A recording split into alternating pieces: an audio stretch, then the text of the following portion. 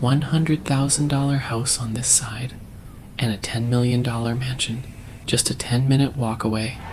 Same city, same street name, but two completely different realities. How did this massive gap happen? Let's take a walk and find out. Like most days, I've been working from home. I woke up, feeling a little sick. The weather's been erratic. Sun 1 hour, rain the next. After being stuck inside, I needed a walk to clear my head. Outside, the sun was out in full force. A few steps down, I ran into my neighbor. His house is right at the end of the alley. We aren't close, but we talk often. That's the thing about this neighborhood. Even as a renter, you feel connected. He once mentioned his house is worth around 2 billion dong, just over $100,000. Achievable if business goes well, but for me right now, it feels like a very long road. I walked back through my gate to show you where I live. If I stretch my arms, you can see my front yard and the alley are barely 2 meters apart. This is temporary living in one of the country's most expensive cities. Would this space work for you?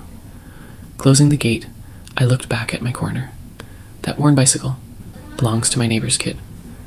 In a place where every asset is carefully calculated, an old bike is a smart choice, well kept and locked up neatly.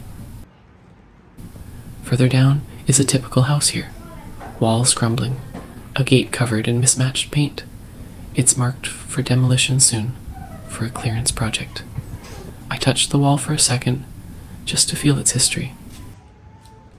Deeper in, motorbikes park tight against one side, leaving barely enough room to pass. Trash bags sit outside doors before a collection, and the smell is noticeable. But in a working-class alley, keeping shared spaces spotless isn't always the main priority when everyone's focused on getting through the day.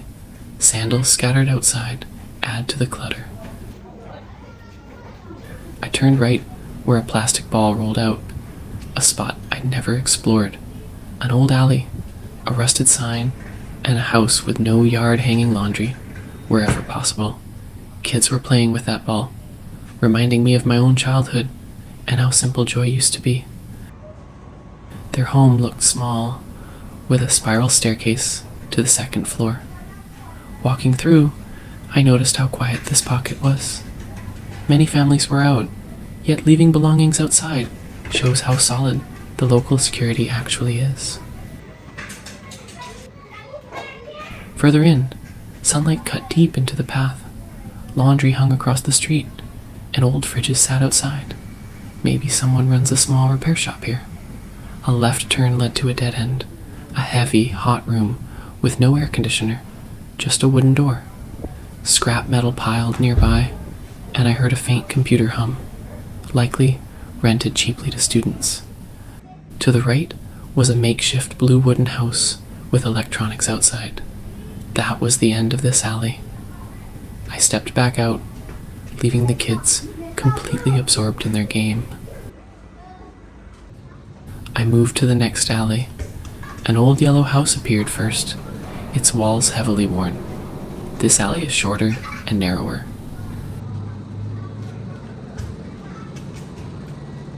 Going deeper, I was shocked. Belongings jumbled together, dim and damp despite the sun. Motorbikes were crammed tight, and plastic bags hung off walls. 3 rental households live in this cramped space. There's no room for laundry. A bicycle hangs awkwardly, and a washing machine sits outside. It felt suffocating. Uncleared bottles were scattered everywhere. I noticed construction tools lying around, likely workers coming home late after long shifts, with no energy left for tidiness. For them, this space is just a place to sleep. Their energy goes into surviving. Witnessing this temporary existence felt genuinely heavy.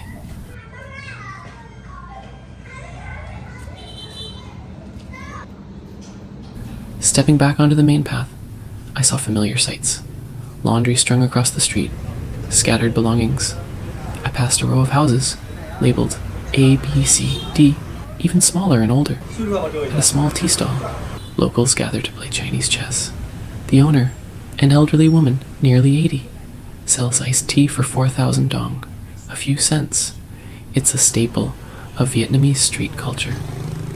Finally, I stepped onto the main road, heading toward the wealthy neighborhood. Leaving my alley behind, the shift was instant. In my area, a house costs around $100,000. Across the street, how much do you think those homes cost?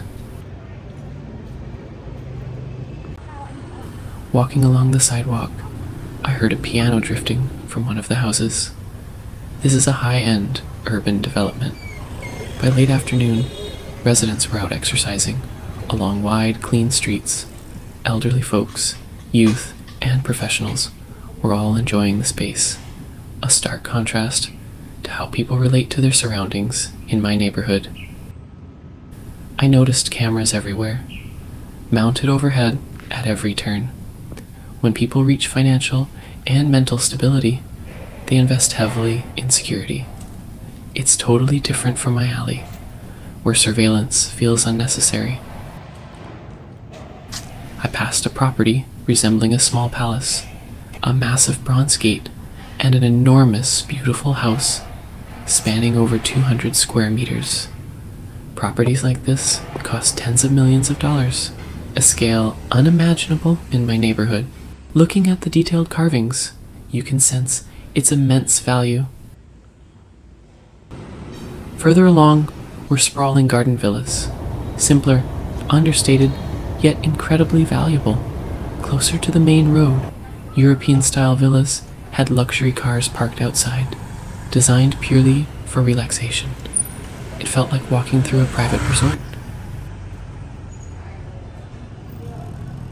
Right next to them sat a prestigious private school and a sports complex, everything reachable within a short walk.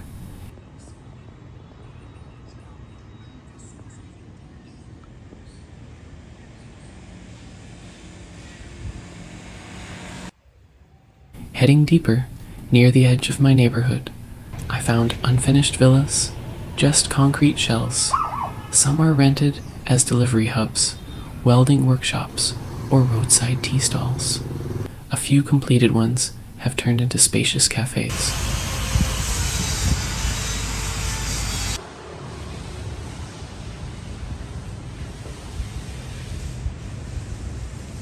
I wandered into an apartment complex and chatted with the security guard.